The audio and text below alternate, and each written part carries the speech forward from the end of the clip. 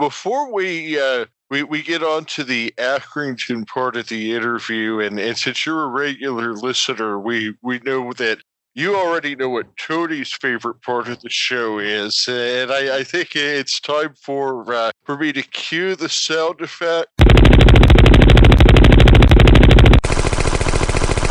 and then give the microphone to Tony.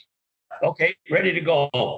Okay, so this is we're just have some fun with you, John, and it's just sort of a rapid fire questions, and there's no right or wrong answer. So here we go. I think we know the answer to the first one, but we're going to ask anyway. Beatles or Rolling Stones?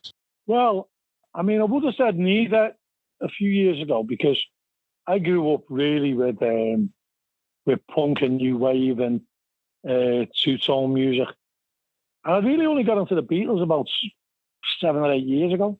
Well, maybe a bit longer, maybe about 15 years ago. But certainly growing up, I wasn't really a Beatles fan, but I've appreciated the music now, so I would definitely go to Beatles now. Yeah. Mushy or garden peas?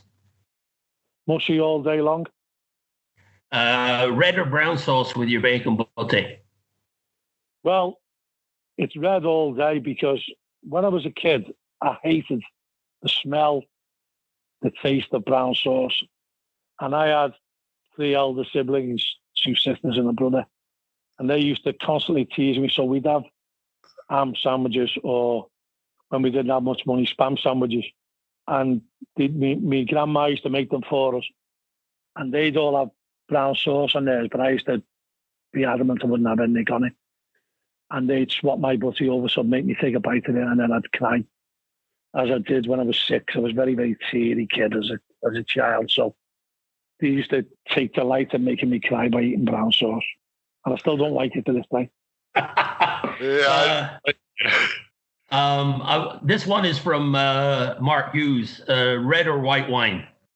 Well, I never drank red wine till I was about 48, 49. My kids got me into it. My kids kept on telling me it was better for me. I like both, to be honest. And it depends on the temperature. So if you're sitting inside having a night in, it'd be red. If you're sitting in the garden and the sun, it'll only be simply white. It's nice to be flexible. Yeah. Yeah. And if you have a full English, would you have it with or without black pudding? Well, it's with black pudding. They do a nice one in our local supermarket called Wee Black Pudding. Very, very tasty. And Jeb Brannan, our under-23 coach, he's got a cafe bar in Ainsdale, and he does the best white pudding on the breakfast. Best breakfast you'll ever get this side of the Mason-Dixon line. Oh, have to try that one out. Okay, in the happy hour after a win, would you have Aki Ale or would you have a lager? Well, I get the Mickey taken out of me time and time again. We have a win. I have this thing now. I have Prosecco, and I drink it with my little finger out. So the chairman always gets me a bottle as soon as I walk in, and then he makes me go round and mingle with the fans, and I really like that. It's really good fun. And they all rib me the fact that I'm not drinking beer, that I'm drinking Prosecco, and I don't know, I might be getting older. If you were to watch, or I should say, more of a yes or no question, have you watched Sunderland Till I Die, or would you watch it? I've watched both of them, to be honest, and it's fascinating because you see the insights of a bigger club and the facilities they have, but the problems are still the same. It's just different numbers, getting players in, getting players out, winning games, stopping a slide, affecting injuries, dealing with players. All the problems are still there, and you just wish that just for once in your life you'd be able to do it on a level playing field with them. That you had the super training ground with the swimming pool, and you had all the facilities that they have. But we're grateful for small mercies, and we're proud of our little stadium.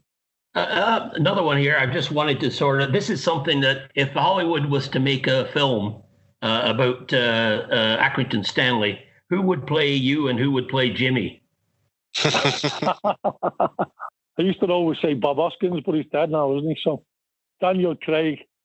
Oh no, the only one person who could play Jimmy is Vin Diesel. So 100% to be Vin Diesel. I'd like to think Robert Carlyle He played the Scouser once in Cracker, didn't he? So I think Robert Carlyle would do me. And I think Oskins would have been a good pick too. Keeping on the theme of you and Jimmy, who's the better dresser, you or him? Oh. If you'd have seen some of the pictures that we've been sending each other in lockdown that we've been finding in the spare rooms and the garages, I don't think either of us could claim that title. Some of the stuff that we wore when we were younger, it defied belief. But we can laugh about it, and we tell our lads now. We see some of the clothes that the players come in, and then we say, "Listen, you be showing pictures of that to your kids and laughing your head off, like we do now." Yeah.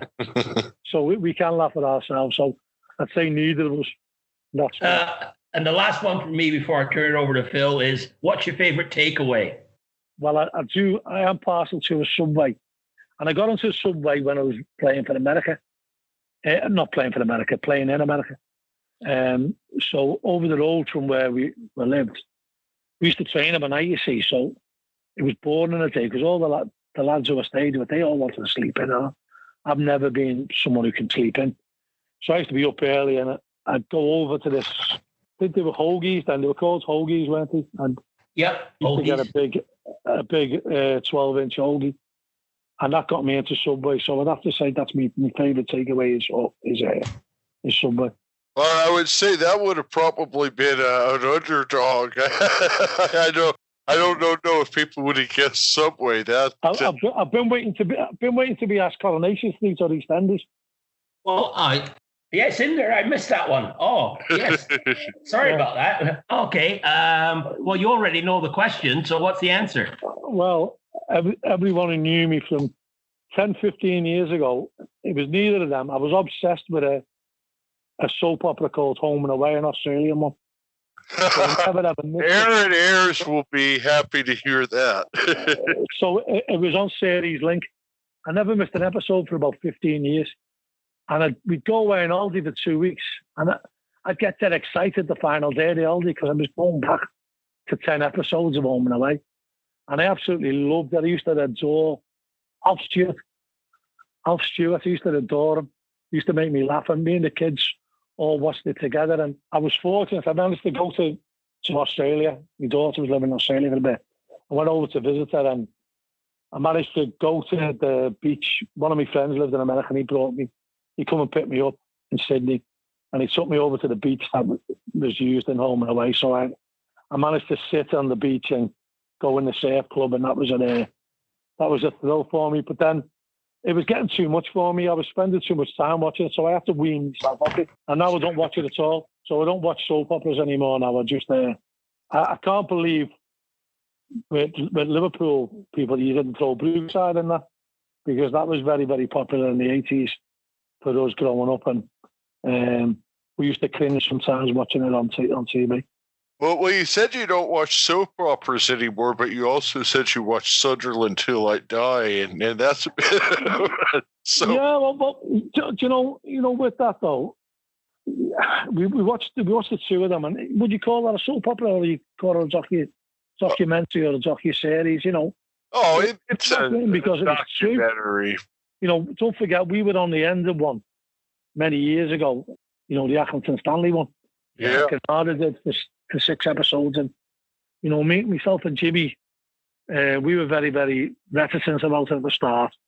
We knew that the club wanted to do it to, you know, get put back on the map, but you know, our way of operating, we didn't want the world to see the way we operated. Then, you know, thankfully it wasn't too bad. We were allowed to see the first episodes. We went down to Coronation Street, and Julie Esmeralda, she chased us down the street. Haley, massive Accrington fan, and so that was good. And we managed to have a little look at Coronation Street getting filmed. But you know, I wouldn't want to do that again.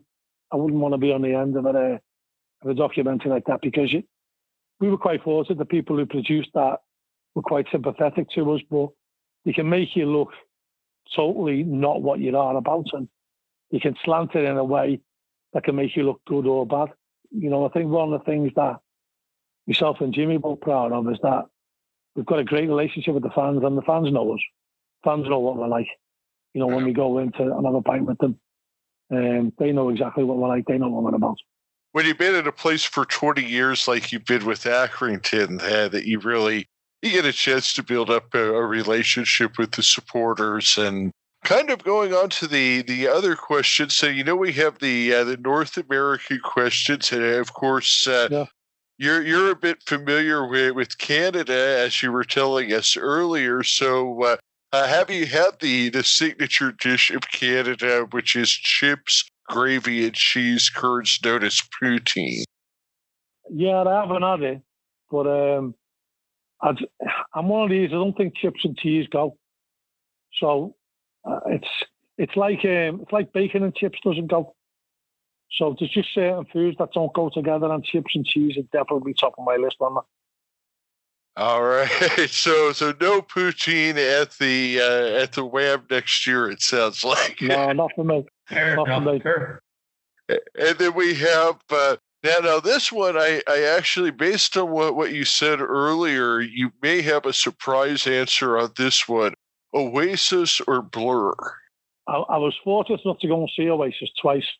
So I saw them at the Manchester City's ground, the Etihad, and I saw them at the Echo Arena in Liverpool. And I must admit, they were miles better than Manchester. It was a great day. I went with a couple of my kids, and you'd be familiar with this, you being from across the pond. At big concerts, they have portable bars, so they have a fellow walks around. The Duff Man, really, The Simpsons. Oh, yeah. He has a big tank of lager on his back. Yeah. And he's got a load of plastic glasses and just keeps squirting them out. Well, I have done the best man-to-man marking job on him ever. I never let him blink. Every time I turned around, I was getting a pint off him. I followed him everywhere. And it was great. It was a great day. It was warm. I had quite a few, so you loosened up. And then the second time I went to see them, I went with the kids again.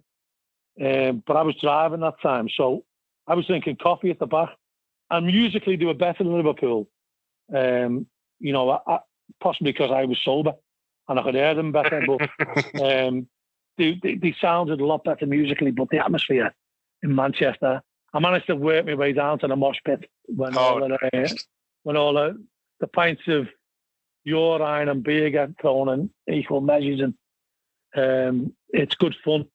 But I also have to point out that Jimmy Bell, the Blair video, Girls and Boys, where Damien Albert's got the blue velour feeler top on, and Jimmy Bell had one of them, and he wore it. He wore it till it fell off him. Oh, so every time we ever see that video, we remind him of that Jimmy Bell had that top, and he never had it off, to be honest. When you said you had a good time and you were dancing and up and around, that reminds me of the after the promotion to League One, and you were in the parking area with the fans, and well after the match, and leading a sing song with them, and that was quite a moment for you. Well, it was unbelievable. That if you go back to the concerts, the best concert I've ever seen was in the Toronto Stadium, the Blue Jay Stadium. Right. And I saw the Eagles there. I saw the Eagles there when I was 14. Oh, 80,000 people there. It was absolutely magnificent. But going back to that game when we won promotion, it was one unbelievable day. And we walked into the bar, and it was one of the best sights I've ever seen. I've got three daughters. Leanne's the eldest, Kaylee's the middle one, and Lauren's the youngest. The three of them were dancing on the tables in the club. How they hadn't fallen off, I don't know. I think they'd had a bit too much to drink, but they were bouncing up and down. The whole club was bouncing up and down. And it was one of the best sights I've ever seen. And at that day, funny enough, that day and the Sunderland game away, every single one of my immediate family was there. So all my brothers and sisters and all my kids and my grandkids were there. That makes it special. I mean, I know Alty looks at me sideways when I'm getting that many complimentary tickets, but I had every family member there. For the thrill for them was probably more special than the thrill for me, because, you get to a certain level of football where it's going to happen. It wasn't going to happen then. It was probably going to happen in the next week or so, but that thrill of them being there and them being able to enjoy it. And then going out into the car park, well, singing with the fans inside the club, and then going out, obviously, to Louis car bar and doing singing there. And it was one of them nights where you didn't want the night to end. You didn't want the day to end. You wanted it to go on and on and on and on. And on. And it felt like it did, to be honest. I think it did for Scotty Brown. Yeah, magnificent. Great lad, Scotty. One of my favourite players I've had play for me. When me and Jimmy went to Southport, Scotty wasn't even in the team at Southport, and they were struggling. And I'm thinking, we had a friendly game, and we played Scotty in the game, and we thought, how can he not be playing? Why are they not playing? So I immediately made him captain, and he was absolutely outstanding for me, and was big, very instrumental in us staying up that year. And I just, for the life of me, couldn't believe how any manager wouldn't be playing Scotty Brown in the conference for Southport when he was, head and shoulders one of the best players who had playing for me as a midfielder. We have a couple of questions that we added today because today is May the 4th, which is actually known worldwide as Star Wars Day. So we wanted to ask you, would you rather watch Star Wars or Star Trek? Well, I watched Star Wars when I was younger, but I'd have to say Star Wars anyway now because my grandson Max is absolutely enthralled with it. And so whenever there's a quiz question, I sneak out the quiz and I phone him up just to ask him the question, and he gets it right every time. So I'd have to say Star Wars. Great answer. I like that one. And then so our other Star Wars themed question is, who would make a better football manager, Obi-Wan Kenobi or Yoda? Yoda, 100%. Yeah, I think so too. And then I had one other one, since you seem to know a little bit about Star Wars and you've seen the movies. One last one that I had for you is in your career as a football manager, if you could have used the force from the sideline to stop one goal or score one goal throughout the past 20 seasons, which one would it be? Accrington was headed against us to make it, to bring the game into extra time when the semi-final of the playoffs. We were winning 2-0, 2-1 on aggregate. We were so comfortable. They hadn't been near our goal. And Mark Hughes and Scotty Brown, funny enough, they had a little bit of an hesitation. And playing up then crossed it, and Accrington, very, very good footballer, scored a very good header, and that took the game into extra time. And we unfortunately lost we drew, but we lost the game on aggregate 3-2. But I'd have loved to have been able to have the force to stop that. Yeah, I think that's kind of the one thing with any manager or coach that we've had on the show is that the most difficult thing is that when you're there on the sideline, you can't go out and do the things in the game that you used to do back in your playing days. And it probably would be nice if once a season you could call on the force for something. Well, it's frustrating for me and Jimmy because we were both goal scorers. And when you see some of the chances we miss, and honestly, I've never known a team who missed a chance like us. It's frightening beyond belief. Jimmy went back to that game against Stevenage when Shane McCartan headed the ball into the bar from 2 yards open goal. And 5 seconds later, Bristol Rovers pull rebounded. And, you just think it's sometimes football's meant to be. People say to me, does that make that game? Does that make it, winning the league better? No, not for me. It still doesn't ease the pain from that. I'm still smarting over that. I still get angry thinking about it, and I would swap winning that game and going and getting promoted than winning the league because I wouldn't have had that pain.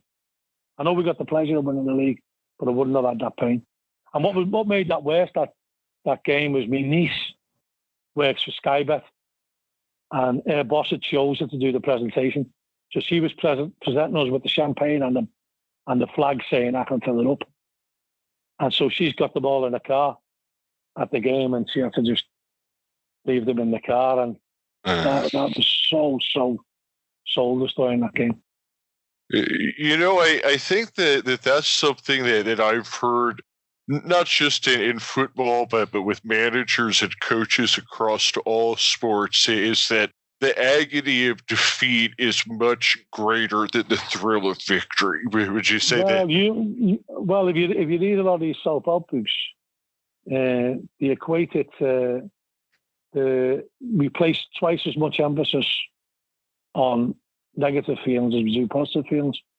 So I think someone did a survey of 1,000 golfers, the top golfers in the world, and they had 6-foot putts, and they're more likely to hold them if they're for par than they are for birdie.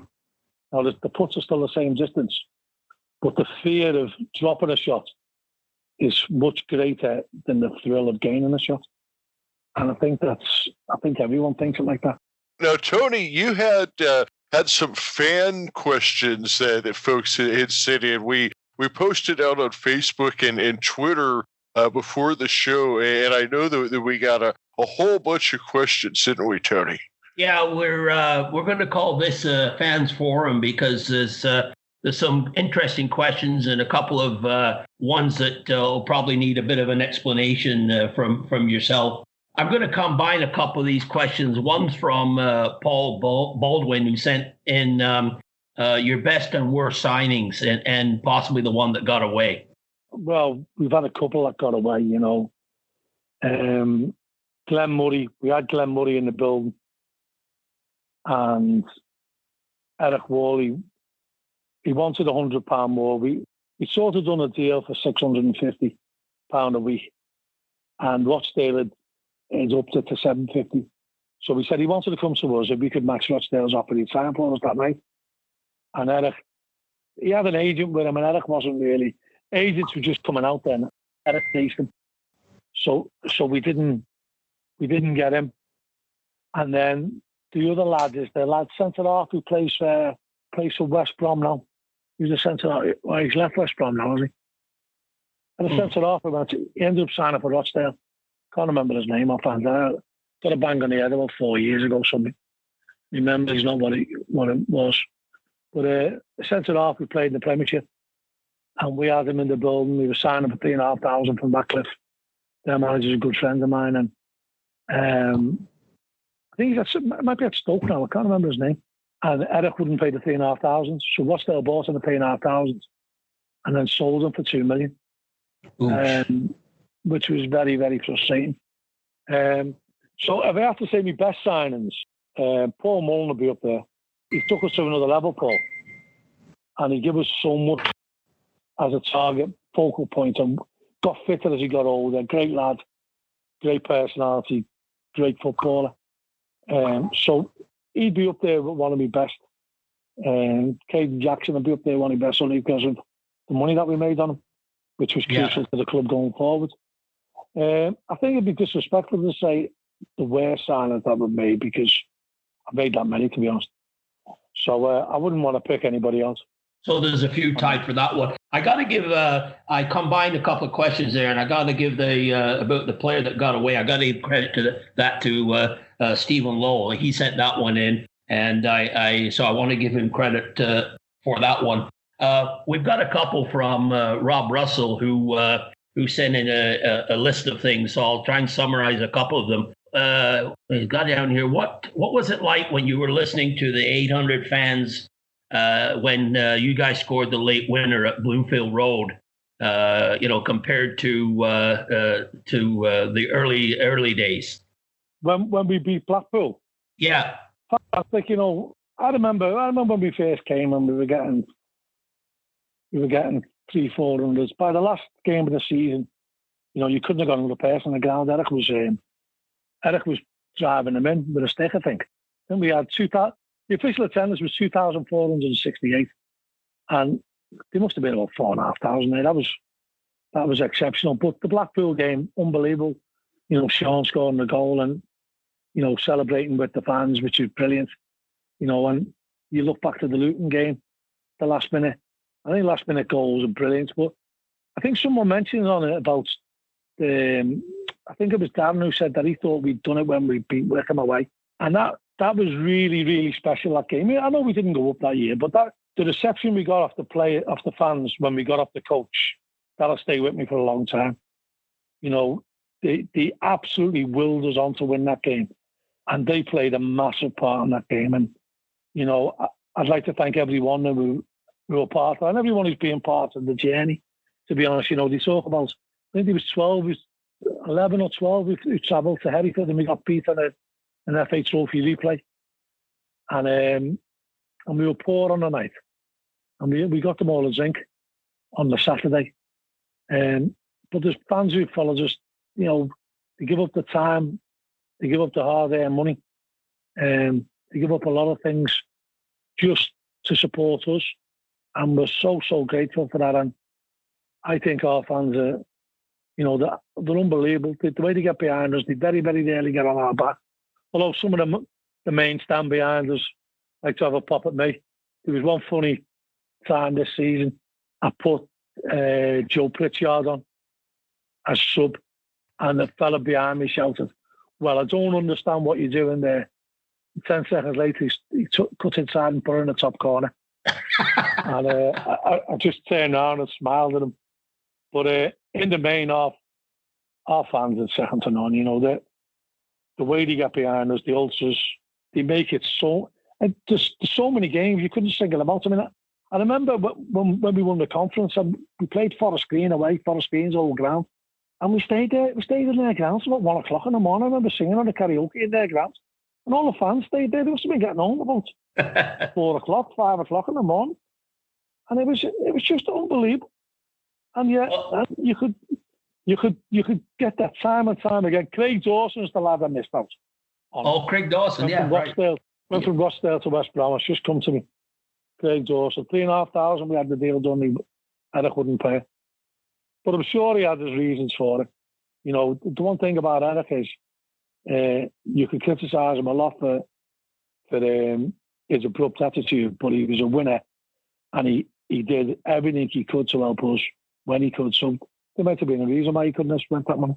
Yeah, that's good. Another question from Rob is, does it bother you when you look at the success of English managers such as the Chris Wilder, Eddie Howe, and Sean Dyche, and you and Jimmy don't get the recognition that some of those people do with the success that you two have had? Listen, them three have done absolutely brilliant. So, you know, to even get mentioned under the same name as them, same breath as them, you know, they've done fantastic with the clubs, and they should be applauded. You know, but they have had the opportunity. You know, I managed against Chris and many times in games. Managed against Eddie in the second division, so we have come through. But I would not take anything away from them. They've done absolutely brilliant and deserve every plaudit they get. You know, all three of them at some stage in their career have been the best manager in the country, pound for pound. And I think too often that doesn't get recognised. You know, they always tend to give it to the ones who win the leagues or the cups. But it's making the best of the resources you've got. Now, no one can say that Chris Wilder's got brilliant resources, that Eddie's got brilliant resources, or Sean's got brilliant resources.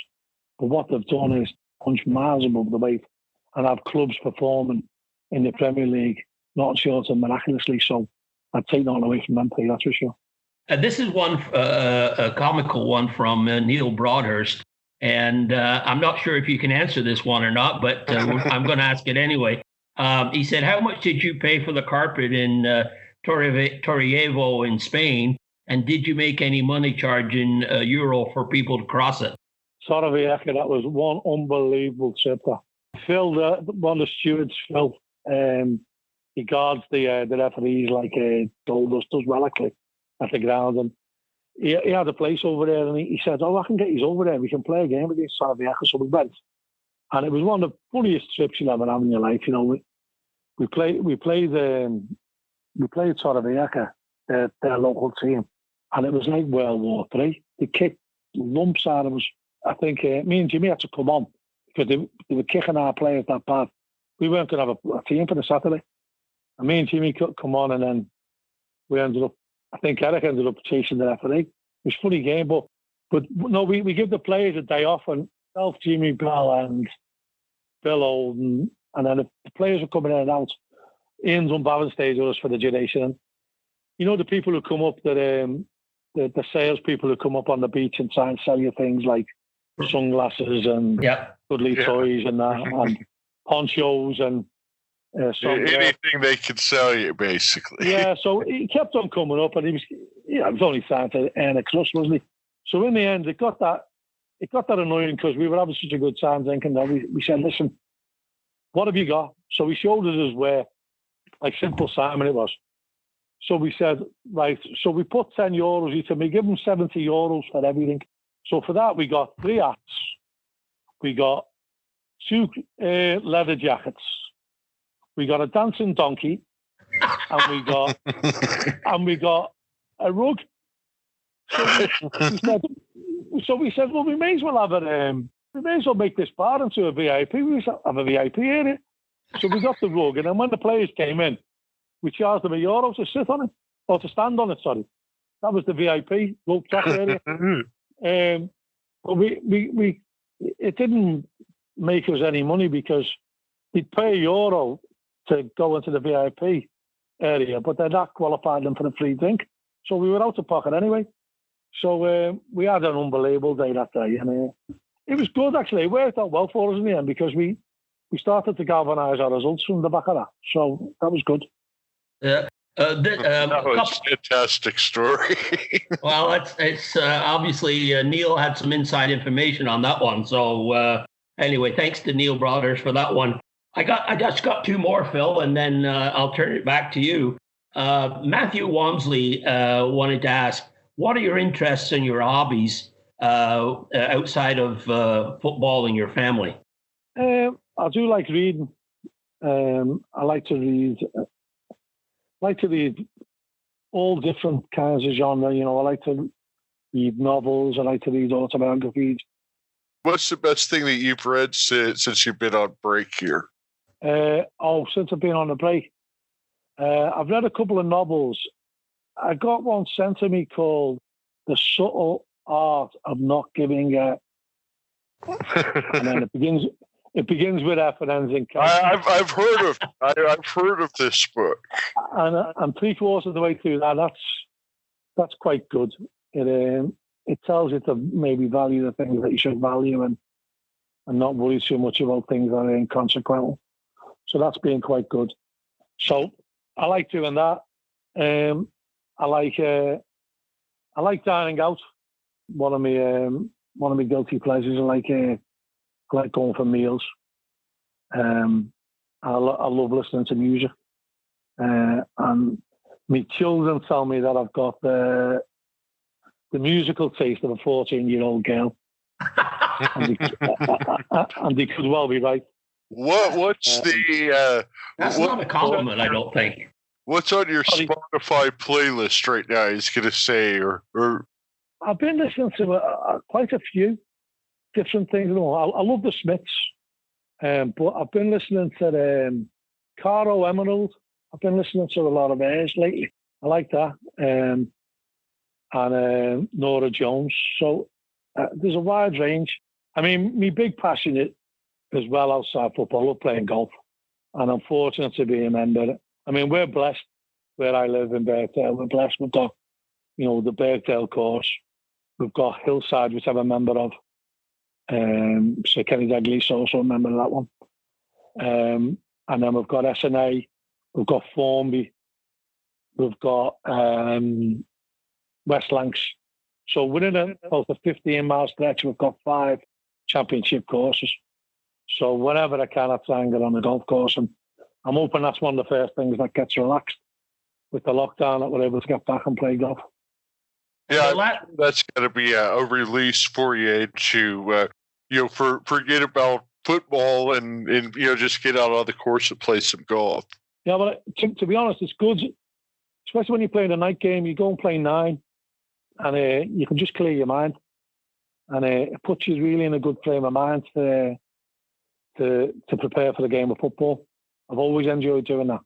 When we've got a midweek game at home, I like to go and get maybe 18 or 9 holes in the morning. I guess that depends on how well you play golf, because if I went and played 9 holes, I'd just be more angry afterwards. Yeah, I mean, I've accepted the fact I'm not very good.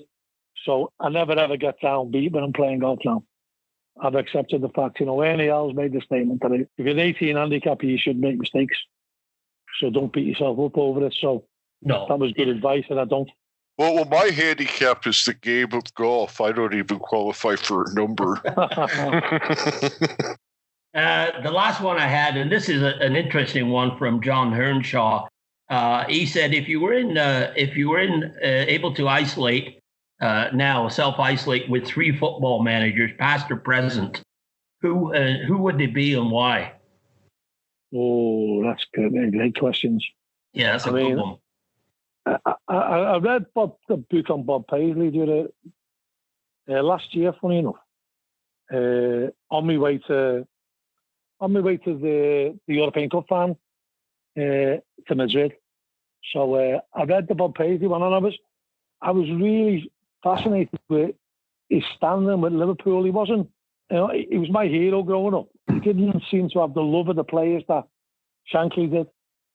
And certainly what Klopp's got at the moment, and that really, really surprised me. That I think I've seen some unbelievable managers, and I'm struggling now to think. I'd love Brian Clough would have to be up there because he'd just make you laugh so much with his comments.